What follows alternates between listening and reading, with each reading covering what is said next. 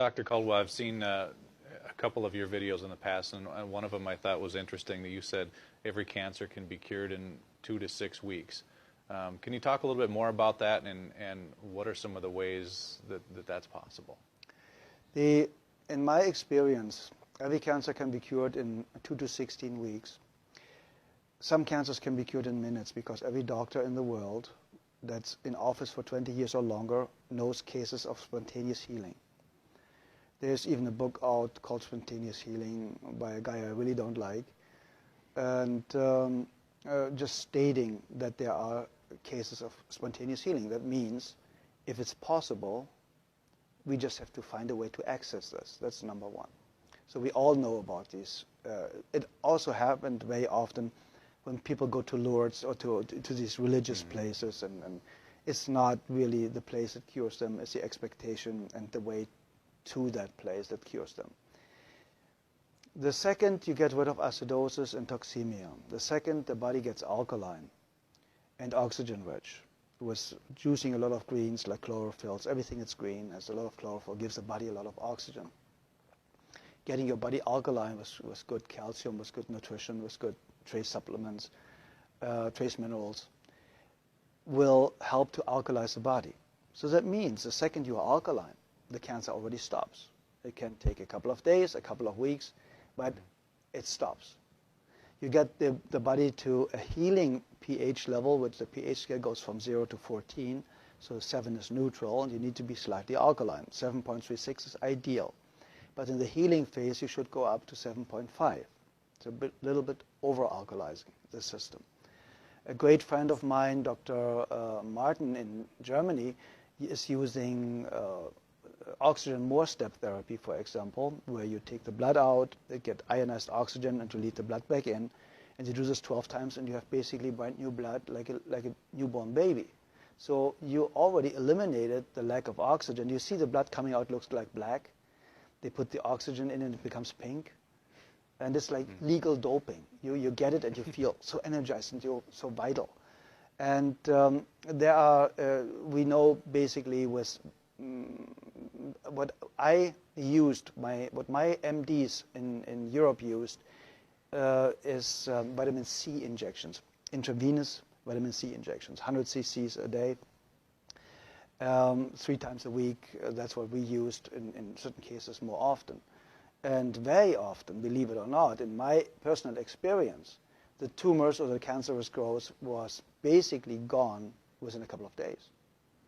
And because vitamin C is so powerful and one of the greatest healers out there, you can fix nearly every heart problem, cardiovascular problem with vitamin C. They want to take it off the market. So it's going to become a prescription medication, and then it's synthetic and will not work anymore, like vitamin E. Vitamin E basically helps you to cure very easy and fast blood pressure problems in any way, shape, or form. That's why they made a study with artificially created vitamin E, chemical created vitamin E. Said, see, it doesn't work. No, of course not. Chemicals don't work. Nature works. If nature creates a problem, nature creates a solution. Very simple and easy. If it didn't exist 100 years ago, you don't need it today. It's very, very simple. And when you want to help somebody to educate themselves, to eliminate his or her own cancer really, really fast, I would basically start instantly with a vegan diet or with a raw food diet. My friend Paul Nissan is one of the greatest raw food chefs. He has fantastic books out there about raw food, so it's accessible for a couple of bucks how to do it. He has free videos all over his website. And I would go instantly on a raw food diet. I would go make sure, if I don't have a very rare kidney disease, to drink a gallon of water a day with half a teaspoon of sea salt in it a day, because we need salt for every body function. We need electricity. And this electricity can only be produced with enough salt, basically. So if you have a lack of salt, you have a blood pressure problem. See, and we're not supposed to have salt, though, too, especially if we have high blood pressure. That's what we're told. Okay, it's the opposite. The problem is they are talking about table salt. Very often, table salt is 1/3 glass, 1/3 sand, and 1/3 salt. So the glass or the sand is scratching the arteries, and they start to bleed.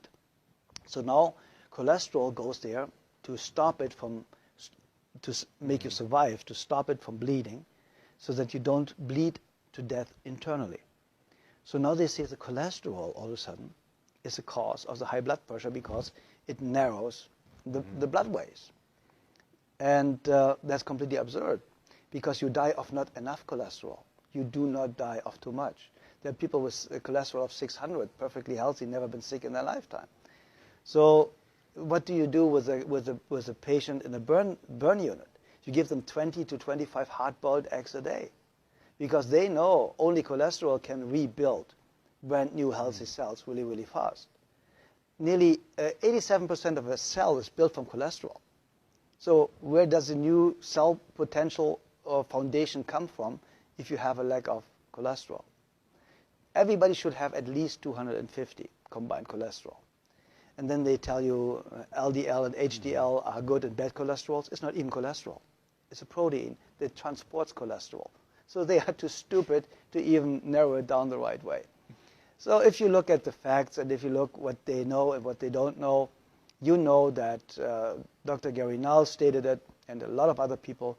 The medical profession, the medical doctor statistically has the shortest lifespan of 56 years of age, the highest abuse rate of alcohol and drugs, the highest suicide rate, only the psychiatrist is higher.